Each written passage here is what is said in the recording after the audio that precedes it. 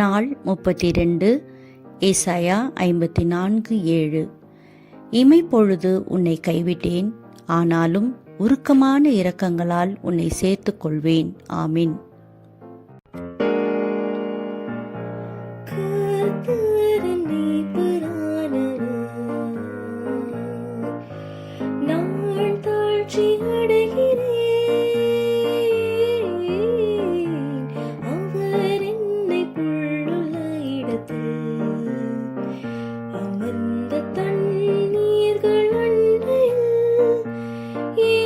கொண்டு போகிறான்,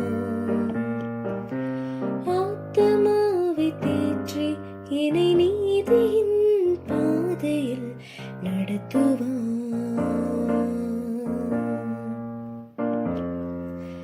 கர்த்தரின் மேய்ப்பரானவர், நான் தாழ்ச்சி அடைகிறேன்,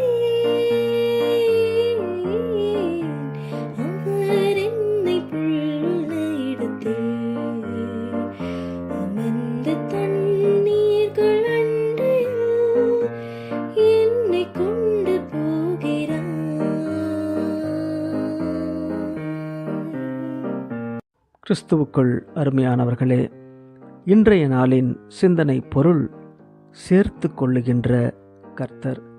3 விதங்களில் அவர் நம்மை சேர்த்து கொள்கின்றார். முதலாவது, அவர் சிதறி கிடக்கிறவர்களை சேர்த்து கொள்கின்றார். உபாகமம் 30:3, உன் தேவனாகிய கர்த்தர் உன் சிறையிருப்பை திருப்பி உனக்கு இறங்கி, உன் தேவனாகிய கர்த்தர் உன்னை சிதற அடித்த எல்லா ஜனங்களிடத்திலும் இருக்கிற உன்னை திரும்ப சேர்த்து கொள்ளுவார். எரேமியா 31:10, இஸ்ரவேலை சிதறடித்தவர் அதை சேர்த்து கொண்டு ஒரு மேய்ப்பன் தன் மந்தையை காக்கும் வண்ணமாக என்று வேதம் சொல்கிறது. இரண்டாவது, அவர் தள்ளுண்டவர்களை சேர்த்து கொள்கின்றார். செப்பனியா 3:19-20 இதோ, அக்காலத்திலே உன்னை சிறுமைப்படுத்தின யாவரையும் தண்டிப்பேன், நொண்டியானவனை ரட்சித்து தள்ளுண்டவனை சேர்த்து கொள்ளுவேன். ஆகாய் 2:23, செருபாபேல் என்னும் என் ஊழியக்காரனே, உன்னை நான் அந்நாளிலே சேர்த்து கொண்டு உன்னை முத்திரை மோதிரமாக வைப்பேன் என்று நாம் பார்க்கின்றோம். மூன்றாவது, அவர் ரட்சிக்கப்படுகிறவர்களை சேர்த்து கொள்கின்றார். அப்போஸ்தலர் 2:47, தேவனை துதித்து ஜனங்கள் எல்லாரிடத்திலும் தயவு பெற்றிருந்தார்கள். ரட்சிக்கப்படுகிறவர்களை கர்த்தர் அனுதினமும் சபையிலே சேர்த்து கொண்டு வந்தார்.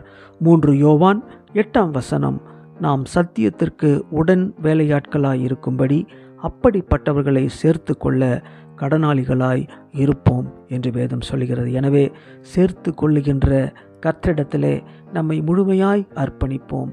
அவருடைய கிருபைகளை நாம் பெற்றுக்கொள்வோம். எங்கள் அன்பின் ஆண்டவரே, நீர் தந்த இந்த நல்ல வார்த்தைகளுக்காக, இந்த நாளிற்காக நன்றி செலுத்துகின்றோம். கர்த்தாவே, நாங்கள் உம்முடைய சமூகத்தில் வருகின்றோம்.